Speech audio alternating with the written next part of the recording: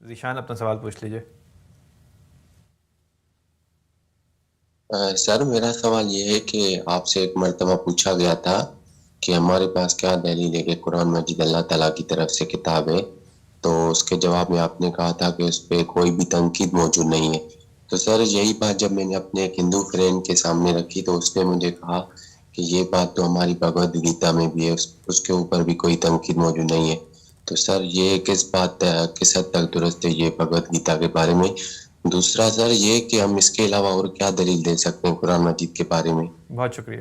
بہت شکریہ سر۔ مجھے نہیں معلوم کہ میں نے کیا بات کہی، آپ نے کیا بیان کی۔ میں نے بڑی تفصیل کے ساتھ یہ بتایا ہے کہ قرآن مجید نے 3 چیزوں کو معیار بنا دیا ہے، اور وہ تینوں چیزیں خود قرآن میں بیان ہوئی ہیں۔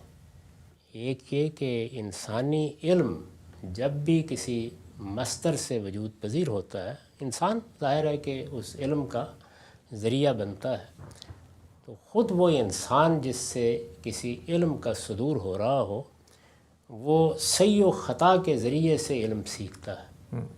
یعنی وہ پڑھتا ہے، سمجھتا ہے، جانتا ہے، مختلف مراحل سے گزرتا ہے، کچھ اپنے اساتذہ کی طرف رجوع کرتا ہے، اور پھر بہت سے مراحل سے گزر کر آراء قائم کرتا ہے۔ ان آراء میں کبھی غلطی ہوتی ہے، کبھی صحت ہوتی ہے، وہ اسی طریقے سے ٹرائل اور ایرر سے گزرنے کے بعد ایک نتیجے پر پہنچتا ہے۔ قرآن نے یہ کہا ہے کہ جس پیغمبر پر میں نازل ہوا ہوں اس کی زندگی دیکھ لو، فقط لبثت فیکم عمرا، یعنی خود حضور ہی سے کہا ہے کہ ان کو کہہ دو کہ میں نے تمہارے درمیان کم و بیش 40 سال بسر کیے ہیں، میرے ہاں اس طرح کے کوئی آثار نظر آئے ہوں تو بتا دو۔ جی، میں ایک عام آدمی کی حیثیت سے زندگی بسر کرتا رہا ہوں، بلکہ ایک دوسری جگہ لوگوں نے کہا کہ ان پر شیاطین الہام کر دیتے ہیں، تو اس کے جواب میں کہا ہے کہ وما ہوا علی الغیب بضنین، یعنی شیاطین تو ان کے ہاں آتے ہیں کہ جو غیب کی خبریں جاننے کے لیے مراقبے کر رہے ہوتے ہیں۔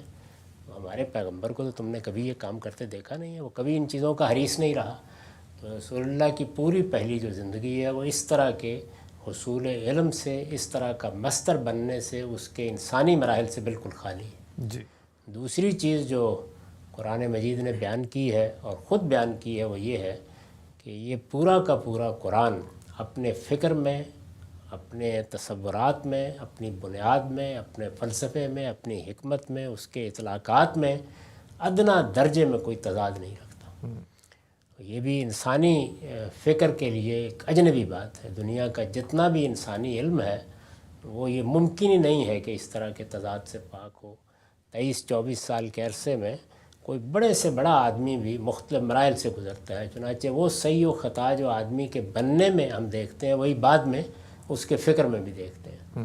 تو اس کی کوئی مثال موجود نہیں ہے۔ حد یہ ہے کہ ہم لوگ جو قرآن مجید کی بنیاد پر دین کو سمجھ رہے ہوتے ہیں، ہم میں بھی کوئی ایسا شخص پیدا نہیں ہوا آج تک کہ جس کا بعد کا کام صحیح و خطا سے بالا تر ہو، یعنی سمجھنے کے عمل میں بھی وہی چیز ہوتی ہے۔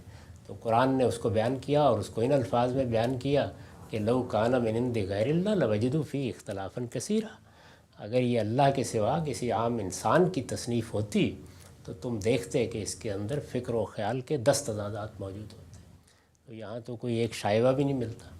اور تیسری چیز یہ بیان کی ہے کہ انسان خواہ تضادات سے کسی حد تک پاک کر بھی لے اپنے فکر کو، تب بھی یہ بات کہ اس نے جو کچھ بیان کر دیا ہے وہ ایک ابدی حقیقت بن گئی ہے، یعنی اب زمانہ اس پر اثر انداز نہیں ہوگا، یہ ممکن نہیں ہے۔ ہم جو کچھ بھی بیان کرتے ہیں اس میں مثال دیتے وقت کسی چیز کو بیان کر دیں گے، اس میں بھی نقص ہو سکتا ہو اور 150 سال بعد معلوم ہو کہ ایسے فضول بات تھی، اس کی کوئی دلیل نہیں تھی۔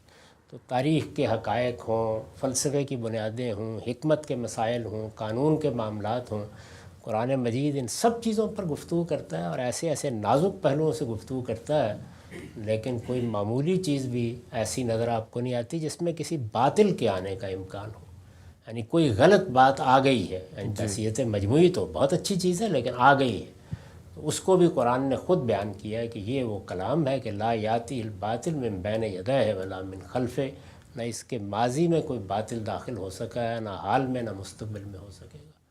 تو یہ 3 چیزیں جن کو اللہ نے خود معیار بنایا ہے، یہ پوری بات ہے، اس پوری بات کو سمجھ کر بیان کیجیے۔